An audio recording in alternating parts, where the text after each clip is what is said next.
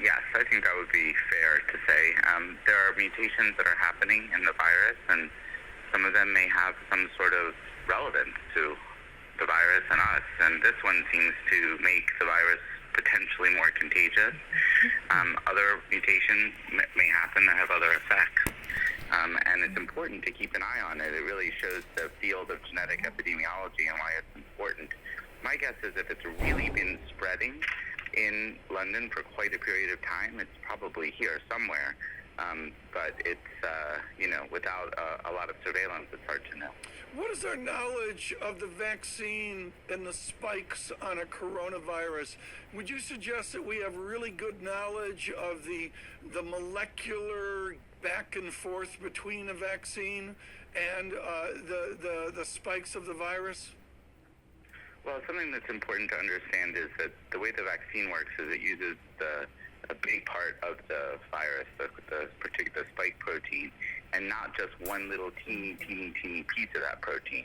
So that if there's a mutation in any particular teeny piece of the protein, it's unlikely that that's going to mean that the immune system can't respond, because the immune system is picking up all different parts of the protein as it's responding. So that's what's giving people confidence that something that makes the virus spread a little faster is not going to evade the vaccine. There would need to be an awful lot of changes to the protein in order to evade the vaccine. That is what's giving, I think, the virologists some sense of confidence that it's very unlikely that this is going to be a problem for the vaccine.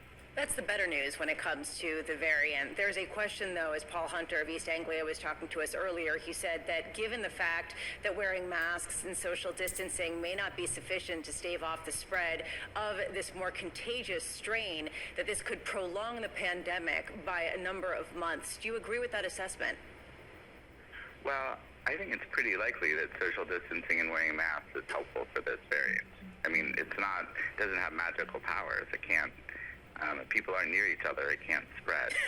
So this is a moment when we have to really realize that it's both the vaccine and what we do that drives the population rate down. And as that comes down, we get to do more things in our lives. So it's, a real sign that it's not enough just to wait for the vaccine.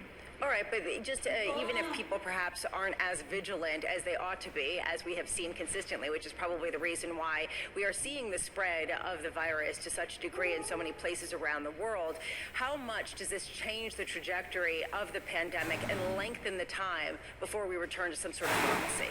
Well, I mean, I agree with the premise that it takes both of these things to make a difference. And if you have more spread because people aren't vigilant, because the strain is a little more contagious, and people, maybe they're not as excited to get the vaccine, or you don't see people getting vaccinated, as the vaccine doses become available. Either of those two things can prolong the pandemic, no question about it. And so you really need both to bring the pandemic to an end as quick as possible. Joshua, comment on what CDC is saying about the age of 75. What's magical about the age of 75 versus something younger, or for that matter, older? Well, the CDC has a very difficult challenge trying to figure out who gets the next group of vaccines. And, the good news is within a reasonably short period of time, these distinctions won't matter because there'll be a lot more vaccine. I think they picked 75 because the rate of death is higher over 75, and they wanted to also include some critical essential workers who really have been putting themselves in harm's way for all the rest of us. So they're trying to a little bit split between the people who are at the highest risk of death and the people at the highest risk of catching it. And many of those people have chronic illnesses and have gotten seriously ill and even died. So I think, they did the best they could. I think it was a reasonable decision. Joshua Sharfstein of Johns Hopkins, thank you so much for that. An array of perhaps a little more optimism that the vaccine will be effective. I think great question, Tom, about the magical age of 75. Then there's a question of the magical concept of an essential worker. We all want to be one, but there only are the people on the front lines and how to prioritize them. It will be like it's been for polio and all the rest. Get the vaccine out and go, go, go. And of course, we saw the vice president and Mrs. Pence with the vaccine the other day. And Lisa, I believe the president-elect scheduled for a vaccination this morning. Later today, indeed. Talking about a go, go, go. We're looking at bank stocks next. Gerard Cassidy of RBC Capital Markets, head of U.S. Bank Equity Strategy and large cap bank analyst, taking a look at that rally that we're seeing fueled by the Fed decision on Friday. From New York, this is Bloomberg.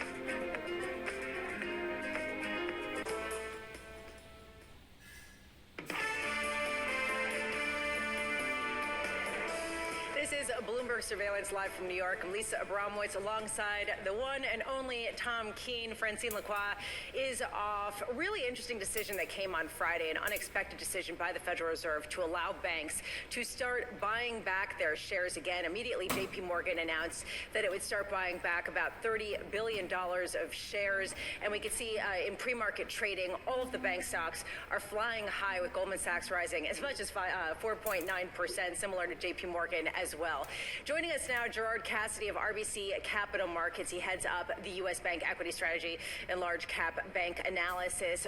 Gerard, can you talk about how unexpected this move by the Fed was and how significant it is in terms of bank stock performance going forward?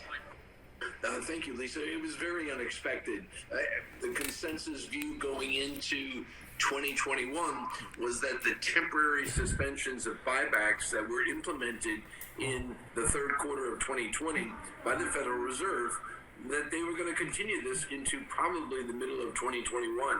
So for them to come out on Friday with their second stress test results and say that the banks can go back with some limitations, but go back and start buying back their stock in the first quarter of 21, that was a big surprise. And it's very positive for the banks, because the banks are very well capitalized, even through these stress test results. And the banks need to use this excess capital either to acquire other banks or to give it back to shareholders. And for the big banks like JP Morgan, they're going to give it back to shareholders. So we're looking right now, the six biggest U.S. banks will be able to buy back as much as $11 billion of their own shares in the first quarter of next year following this Fed decision. Gerard, what is the political political risk for the banks, given the fact that we're still very much in the pandemic, we're still looking at a high unemployment rate, and we're still looking at a lot of pain on Main Street? How much of a risk is it for them from a reputational standpoint to buy back shares, to pay bigger dividends, to engage in M&A that may be considered, I don't know, perhaps generous at this moment in time? It's an interesting question because, as we all remember, in 2008 and 2009, the banks were at the centerpiece of the problems of the financial crisis. In this downturn, obviously, that's not the case. In fact, you may even argue the banks are part of the solution. And so it's certainly something that they're going to be sensitive to, but the banks are working very diligently